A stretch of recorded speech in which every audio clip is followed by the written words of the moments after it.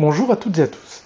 Alors voici une petite vidéo suite à une petite discussion que j'ai eue avec quelqu'un qui se reconnaîtra certainement au sujet de la légitimité. Alors nous sommes beaucoup, et je dis bien nous parce que je m'inclus également dans tout un tas de réflexions par rapport à ça, donc nous sommes beaucoup à ne pas forcément nous sentir légitimes dans telle ou telle situation. Et en fait la discussion est partie du fait que, tiens, c'est une personne qui fume, et qui ne se sent pas légitime pour faire de l'arrêt du tabac au travers de l'hypnose, qui est clairement compétent, hein, mais qui ne se sent pas légitime. Et du coup, ça soulève le point, mais tiens, parce que lui, il a de bonnes raisons, en fait, de continuer à fumer, je veux dire, voilà, et c'est même pas une question d'envie, il y a de bonnes raisons de continuer à fumer, donc voilà, c'est pas une question de, tiens, moi j'y arrive pas, je suis hypocrite, ou ce genre de choses. Et puis, ça soulève le point, faut-il avoir arrêté de fumer pour être légitime et aider quelqu'un à arrêter de fumer? J'ai envie de vous dire non, ou alors on fait un transfert, hein, on transfère sa propre expérience, son expertise personnelle sur quelqu'un d'autre, et c'est une position de savant, hein. Moi je sais comment on fait, etc. Et je pense qu'il y a... Bon, alors je ne vais pas dire qu'il n'y a rien de plus mauvais, mais en tout cas c'est pas forcément bon dans la relation patient et pour le patient, parce que les solutions qui ont marché pour moi ne vont pas forcément être les mêmes que pour l'autre. Et les problématiques vécues, pareil. Et donc, voilà, est-ce que moi qui n'ai jamais fumé, je suis légitime pour faire de l'arrêt du tabac?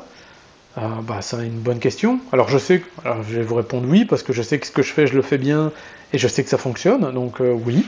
Euh, Est-ce que j'aime le faire? Pas forcément, c'est pas ce que je préfère le plus. Mais est-ce qu'il m'arrive de le faire? Oui. Est-ce que je le fais bien? Oui. Est-ce que ça fonctionne? Oui. Et du coup, est-ce que je me sens légitime par rapport à ça? Oui. Euh, la question de légitimité, je pense qu'elle est liée à la prise de risque, à la, à l'expertise et l'expérience en tout cas qu'on peut avoir dans un certain domaine, et pas forcément au vécu personnel. Faut-il avoir vécu de l'obésité pour proposer un accompagnement en hypnose par rapport au poids? Pas forcément.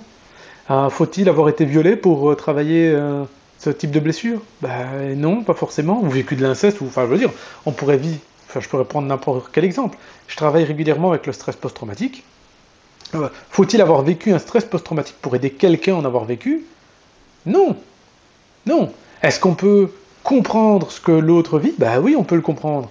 Est-ce que c'est pour autant qu'on va le vivre, le ressentir, etc.? Non. Et de toute façon, il faut bien se dire, c'est que le ressenti, c'est notre ressenti, ce que je ressens moi, ce sont mes émotions à moi, celles que je peux, à la limite parfois, transposer sur la personne, calquer sur la personne, mais ce sont mes émotions à moi, mes émotions personnelles. Donc, pouvoir se dire que rentrer en résonance avec l'autre, et de pouvoir se dire que je ressens les émotions de l'autre, c'est faux. On ressent ses propres émotions au travers du vécu de l'autre, au travers de la résonance que l'on peut avoir avec la thématique. Mais c'est tout, nos émotions, notre ressenti, par définition, c'est notre ressenti et nos émotions personnelles.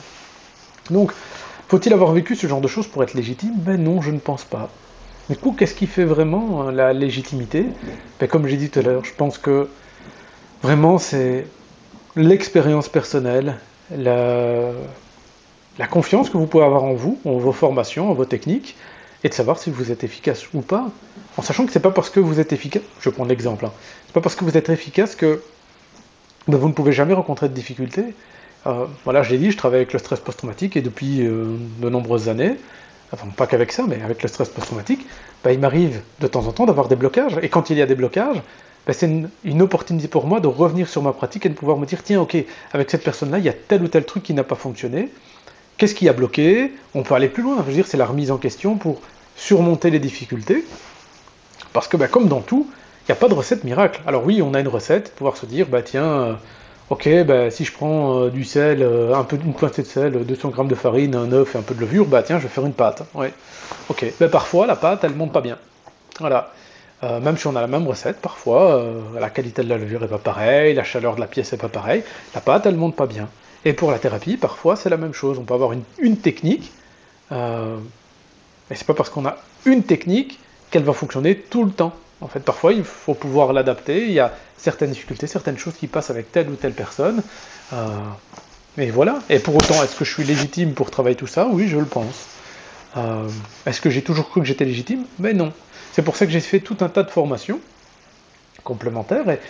Et le petit souci, c'est que, c'est un petit piège pour certaines personnes de pouvoir se dire, ok, mais du coup, je me sens pas légitime, je vais faire tout un tas de formations. Et il y a comme ça des gens qui vont faire des formations, qui vont dépenser 10 000 € de formation avant de commencer à pratiquer. Mais non, c'est pas forcément utile.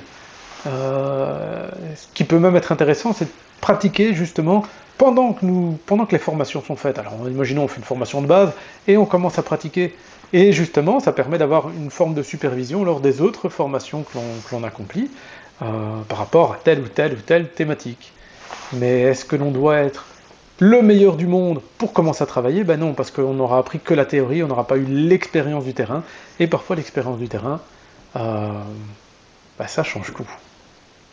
Mais donc voilà, c'était pour la petite question de légitimité.